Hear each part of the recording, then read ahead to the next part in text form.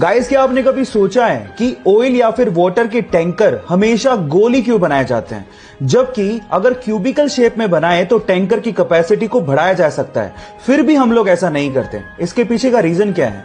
Don't worry, मैं आपको बताता हूं। उसके पीछे का रीजन ये है कि जब भी किसी लिक्विड को किसी बॉडी में कैरी किया जाता है तो वो लिक्विड बॉडी के कॉर्नर्स पे बहुत ज्यादा प्रेशर बनाता है, जिसकी वजह से कॉर्नर्स के क्रैक होने की संभावना बढ़ जाती है और लिक्विड वहां से लीक भी हो सकता है।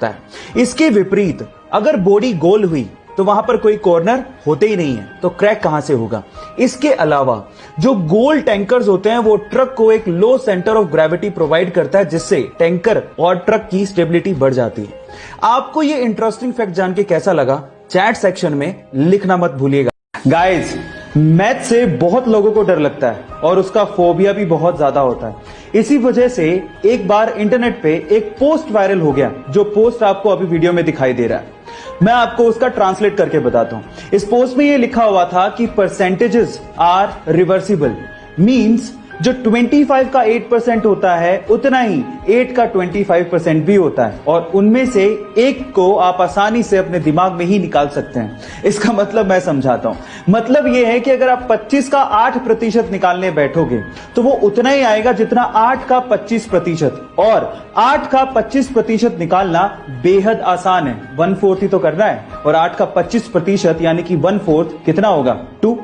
ये इस पोस्ट का मतलब है। ये फैसिनेटिंग सा मैथ्स का फैक्ट जान के आपको कैसा लगा? चैट सेक्शन में लिखना मत भूलिएगा। गाइज, आप लोगों ने अपनी स्कूल्स की किताबों में पीरियोडिक टेबल तो जरूर देखी होगी, और उसके कुछ एलिमेंट आज भी आपको याद होंगे, जैसे कि hydrogen, helium, oxygen, nitrogen, isn't it?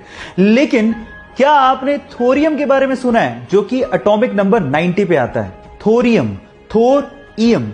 थोर से मार्वल का वो सुपर हीरो कैरेक्टर याद आता है, पर सवाल ये है कि क्या थोरियम और थोर, इन दोनों में आपस में कोई रिलेशन है?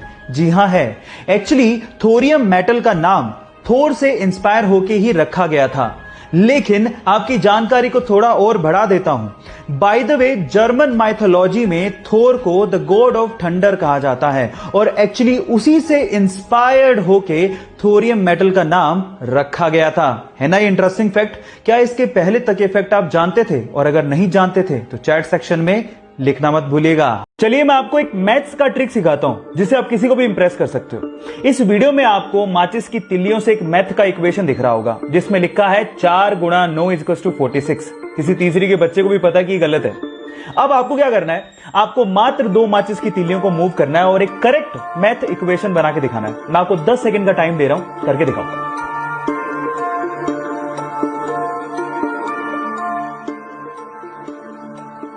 चलिए, इसमें आपको जवाब देता हूं। 2 माचिस की तिल्लियों को कुछ इस तरह से मूव करेंगे, देखिए, और फाइनली ये करेक्ट हो गया।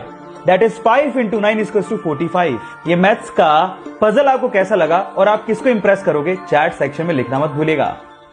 कनाडा की एक ग्लास बनाने वाली कंपनी ने एक गजब की एडवर्टाइजमेंट का फॉर्मूला निकाल डाला। उन्होंने कनाडा में एक साधारण से बस स्टैंड पर एक ग्लास के अंदर 3 मिलियन यानी कि 20 करोड़ रुपए रखे, और ये दावा किया कि जो इसे तोड़ेगा ये 3 मिलियन यानी कि 20 करोड़ रुपए उसके। और आप बिलीव नहीं करेंगे कि पूरे 1 साल तक लोग ट्राई करते रहे, लेकिन 3 मिलियन तो छोड़ो, कोई $1 भी वहां से निकाल नहीं पाया। कितना गजब का तरीका था ना ये एडवर्टीजमेंट का। गाइस, इसी को बोलते हैं ना हींग लगे ना फिटकरी, और रंग चोखो ही चोखो। आपको ये आइडिया कैसा लगा? चैट सेक्शन में लिखना मत भूलिएगा। गाइस, एप्पल, ऑरेंज जैसे बहुत सारे फ्रूट्स वीगन कैटेगरी में आते हैं, मतलब शुद्ध शाकाहारी, जहां पर कहीं भी किसी भी वे से मीट या नॉनवेज का इन्वॉल्वमेंट नहीं होता, और इसीलिए शाकाहारी लोग इसे बड़े चाव से खाते हैं। लेकिन यहां पर एक फैक्ट है जो आप लोगों को ध्यान से सुनना चाहिए। जब इन फ्रूट्स को स्टोरेज में स्टोर करके रखा जाता है तो इन पे एक वैक्स लगाया जाता है, ताकि ये लंबे समय तक फ्रेश रह सकें। लेकिन इंटरेस्टिंग बात यह है कि ये वैक्स शेलेक वैक्स कहलाता है, और ये वैक्स बेसिकली इंसेक्ट से बनाया जाता है, यानी कि वो वैक्स नॉन वेज है।